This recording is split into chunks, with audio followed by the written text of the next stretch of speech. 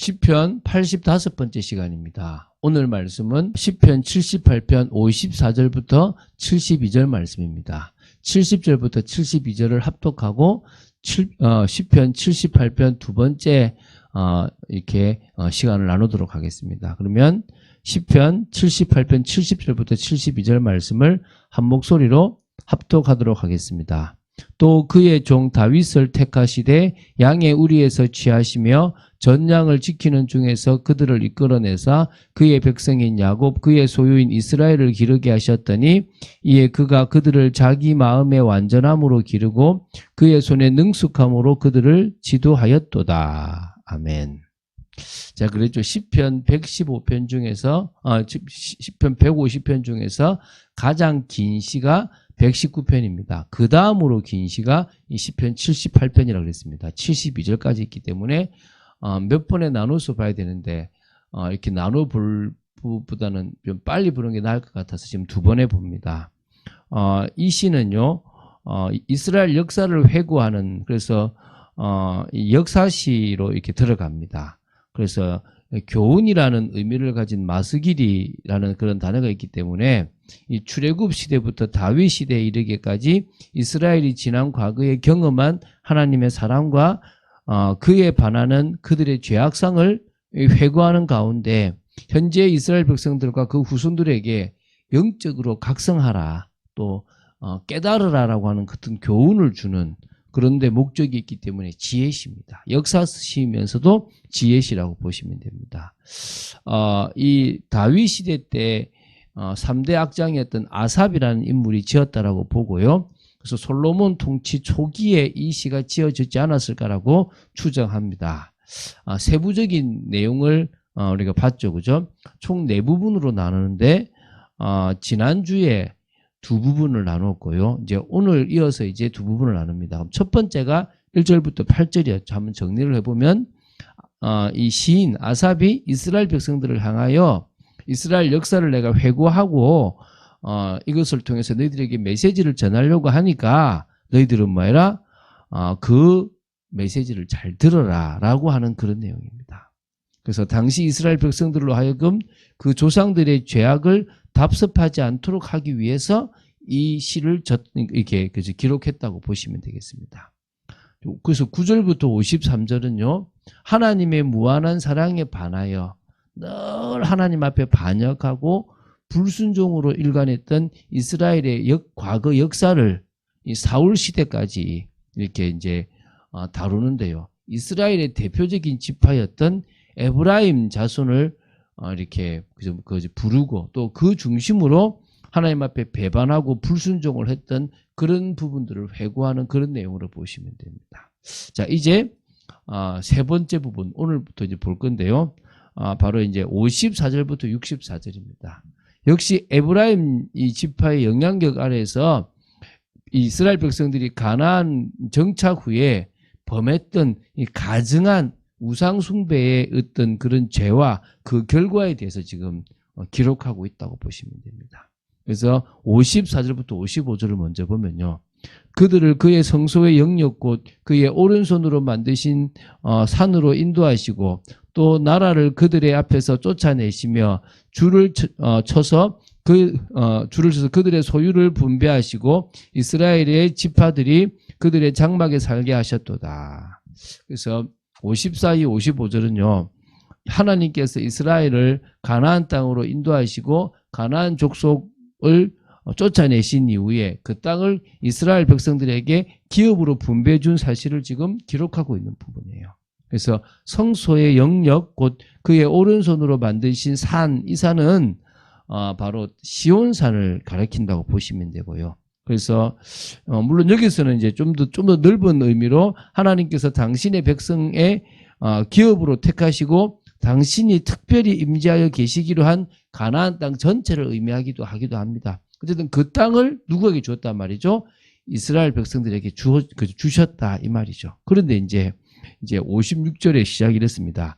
그러나 그들은 지존하신 하나님을 시험하고 반항하여 그의 명령을 지키지 아니하며 그들의 조상들 같이 배반하고 거짓을 행하여 속이는 활같이 빗나가서 58절에는요. 자기 산당들로 그의 노여움을 일으키며 그들의 조각한 우상들로 그를 진노하게 하였다라고 나옵니다. 그래서 이 56절부터 58절을 보면요. 이스라엘 백성들은 하나님을 시험하였고 대적했다라고 나와요. 더 나아가서 하나님을 배신하고 우상을 숭배하는 삶을 살았다는 거예요. 그러니까 이스라엘 백성들은요. 자기들의 조상들과 같이 하나님을 계속 배반한 거예요. 광야길 가운데서 계속 원망하고 배반했던 일관성이 있었던 그들하고 똑같은 모습을 살았던 거예요. 거짓을 행하여 속이는 활같이 빗나가서요. 정말 틀린 인생, 특히 산당들을 만들고 우상을 만들어 섬기는 하나님의 노여움을 계속 일으킨 그런 인생을 살아간 거예요. 그래서 계속 보면 좋겠지만 이 59절부터 64절 좀 기니까 이런 내용이에요. 가나안 땅에서 이스라엘 백성들이 우상을 숭배하는 그런 여러 가지 죄를 범한 결과 어떤 일이 있었는지에 대한 것을 이야기합니다. 그래서 결국은요. 이 59절에 하나님은 이스라엘의 죄로 인해서 그들에게 진노하시며 그들을 매우 미워하시게 되었다는 것입니다. 그래서 이제 60절에 보면요. 하나님은 이 실로의 성막, 그때는 실로라는 곳에 성막이 있었거든요. 거기서 떠나서서 이제 사실은 이제 떠나시게 된 거예요. 그러니까 임재하지 않으셨다는 거예요. 그러니까 하나님은 거룩하시기 때문에 사실은 죄인들과 함께 하실 수 없고 또 죄인들이 있는 곳에 거하실 수 없습니다. 그래서 어떤 의미에서 당신이 만드신 그 처소인 그 성소에도요.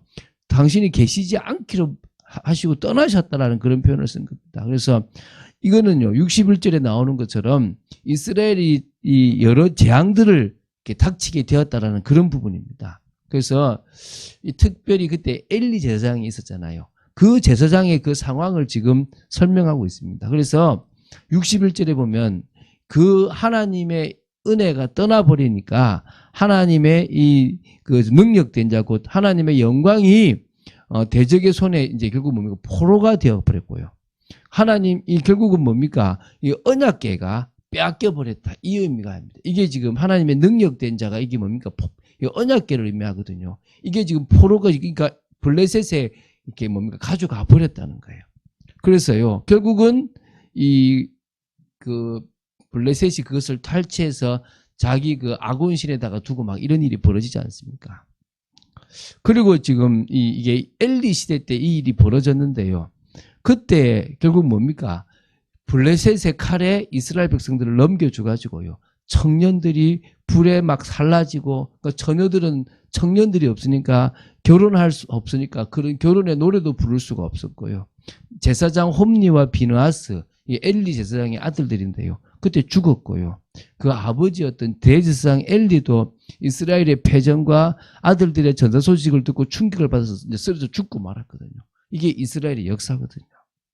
그런 일들이 지금 하나님을 배반하고 하나님 앞에 뭡니까? 우상 숭배를 하는 가운데서 하나님이 내리신 진노였다는 거예요. 여러분, 하나님은 벌을 주기를 원하시는 게 아닙니다. 하나님은 인간이 돌아서기를 원합니다. 그런데 인간이 깨닫지 못한다면 그 일에 하나님은 진노하시고 악을 통하여 또 뭡니까? 심판하시는 부분도 있다는 거예요. 여러분, 그러지 않는 인생을 살아가게 되기 바랍니다. 65절부터 72절입니다.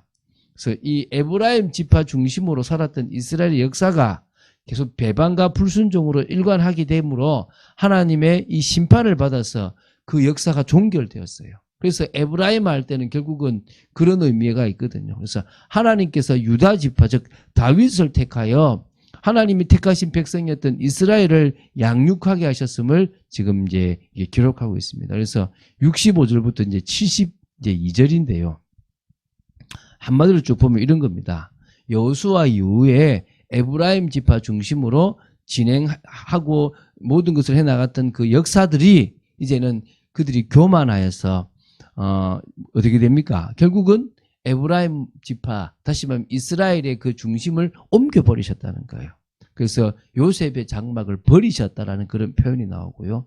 오직 유다 지파와 그가 사랑하는 시온산 다윗을 의미하거든요. 그것을 택해가지고 이제 뭡니까? 당신의 뜻을 이루신다는 겁니다. 하나님께서 메시아의 언약을 위해서 택하신 인물이 바로 유다 지파 이새의 아들 다윗이었습니다.